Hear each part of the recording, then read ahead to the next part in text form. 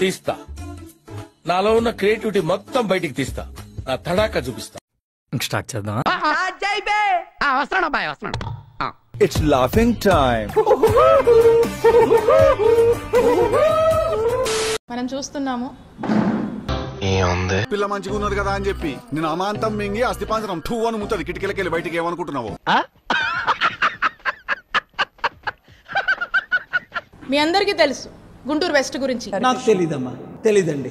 ఏ రోజు గుంటూరు వెస్ట్ లో వైఎస్ఆర్ కాంగ్రెస్ పార్టీ గెలవలేదు.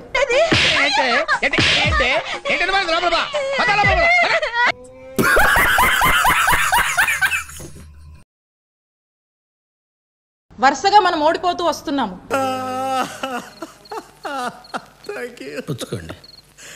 నేనేం పాపం చేశాను, నాకే ఇన్ని కష్టాలు వచ్చాయి. కుక్క పిల్ల నడు రోడ్డు మీద వదిలేస్తారా? ఇక్కడ కూడా వరుసగా మనం ఓడిపోతూ వస్తే ఇక్కడ ఒక గెలుపు బావుటాన్ని మనం ఇక్కడ ఎగిరేసాం. నేనే గెలిచాను కాదు, నన్ను గెలిపించారు. అక్కడ కూడా గుంటూరు వెస్ట్ ని ఎలాగైనా సరే పార్టీని స్ట్రెంగ్తెన్ చేయాలి, అక్కడ కూడా మనం గెలుపు కైవసం చేసుకోవాలని ఒక ఆలోచనతో అల్లుడు నువ్వు తగ్గొద్దు, నువ్వు వెనకడుగేయద్దు.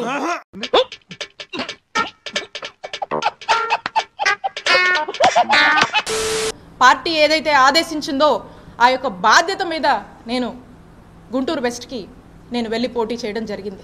చాలా గొప్ప పని చేశావు.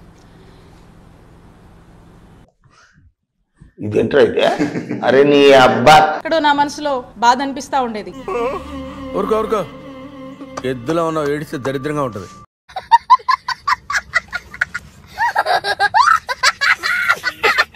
ఎందుకంటే నా నియోజకవర్గం, మా నియోజకవర్గం చిల్లూరుపేట.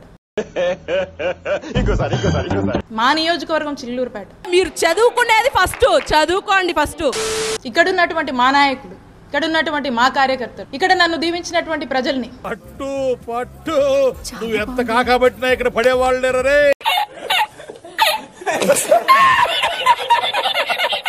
నా సొంత నియోజకవర్గాన్ని వదిలి నేను వెళ్లాల్సి వస్తుంది అనేటువంటి బాధ నాలో ఉన్నప్పటికీ, అమ్మా సావిత్రి వెళ్ళిపోయి బతికిపోయావు కానీ లేకపోతే నా చిట్టు చెల్లి గట్టి కాంపిటీషన్ ఇచ్చింది. నేను మా నాయకుడు మాటే శిరోధారంగా భావించాను కాబట్టి నేనంటే నీకెందుకు అంత ఇష్టం?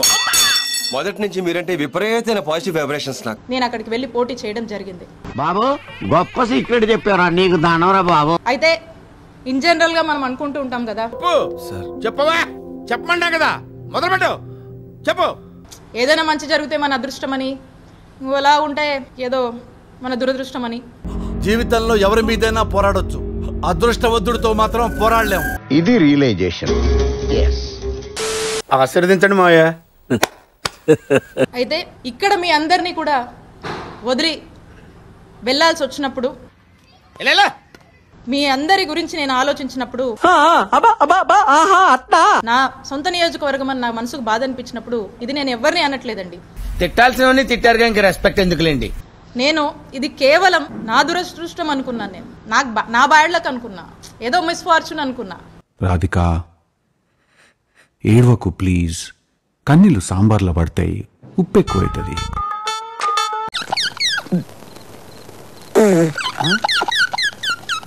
అయినా మా నాయకుడు జగనన్న మాటే నాకు వేదంగా నేను భావించి నేను అక్కడికి వెళ్ళి పోటీ చేయడం జరిగింది. ఓకే ఊరుకోవే, ఊరుకో, నేనున్నాను కదా, నేనేదో సాల్వ్ చేస్తాను. నువ్వు ఏడుస్తుంటే నాకు ఏడుపు వస్తుంది. పదే పదే రాజశేఖర్ గారు అంటున్నారు, చెప్పు, ఏదో ఒక్కటి చెప్పు. అన్ని వేలతో ఓడిపోయింది, ఇన్ని వేలతో ఓడిపోయిందని. అది నిజం సార్, ఒక్క కూడా రాలేదు కదా, కనపడుతుంది కదా నువ్వు చెప్పేది. గెలుపోటముల గురించి మీరు మాట్లాడుతున్నారా రాజశేఖర్ గారు? అయితే గెలుపు ఓటం అనేది సహజం. ఆ విషయం మాకు తెలుసులే. నేను గర్వంగా చెప్తా ఉన్నా. జలుబు చేసినట్టుంది, విక్స్ తీసుకుంటారా? సారీ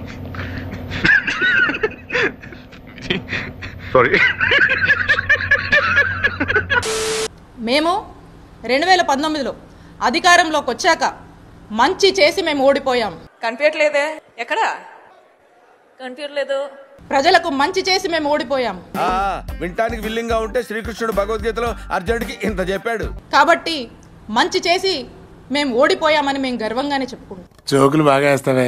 ఆ తర్వాత మా నాయకుడు జగన్మోహన్ రెడ్డి గారు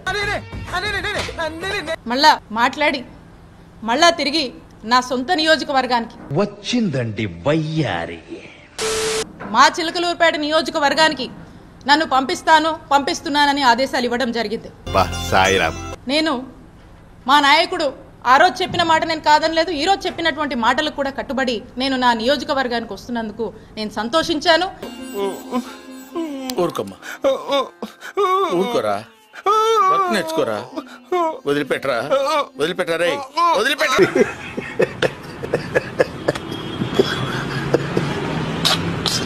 ఇక్కడ ప్రజలకి, ఇక్కడ ఉన్నటువంటి మా నాయకుల్ని, ఇక్కడ ఉన్నటువంటి మా కార్యకర్తల్ని రిప్రజెంట్ చేస్తున్నందుకు చేసే అవకాశం నాకు దొరికినందుకు నా అదృష్టంగా భావిస్తాను. మా నాయకుడు ఏం చెప్తే అది క్రమశిక్షణతో చేయడమే మాకు తెలుసు. అవన్నీ నమ్మే ఉంటే నీ ఫేస్ లాగే నువ్వు ఏదో కన్నాలేసుకు బతకాల్సి వస్తుందిరా.